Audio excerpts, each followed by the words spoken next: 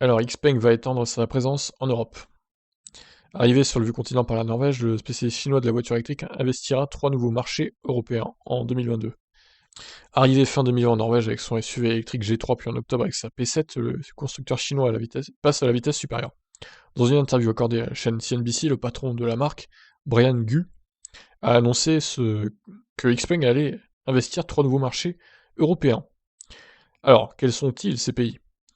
Suède, Danemark et Pays-Bas, qui disposent de l'un des taux d'électrification les plus forts d'Europe.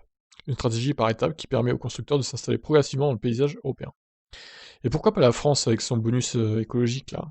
Et même l'Allemagne d'ailleurs, c'est pas logique. Pourquoi ils vont pas dans nos deux pays? C'est une honte. Pure player de l'électrique, Xpeng a déjà écoulé plus de 100 000 voitures depuis son lancement il y a 6 ans. Si les livraisons sont aujourd'hui principalement concentrées en Chine, la marque mise énormément sur son développement à l'export.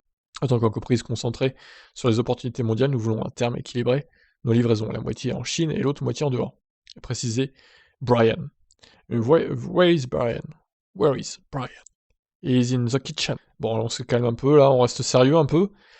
Une ambition mondiale portée par une gamme de plus en plus étoffée. Outre son SUV G3 et sa grande berline P7, la marque a récemment lancé la P5 et le G9, deux modèles compacts particulièrement adaptés aux attentes du marché européen. Donc voilà, les chanceux seront Suède, Danemark et Pays-Bas en 2022. En 2023, peut-être que la France fera partie de la prochaine liste de pays. On verra ça. Voilà pour cette news Xpeng, je vous laisse réagir. Ciao.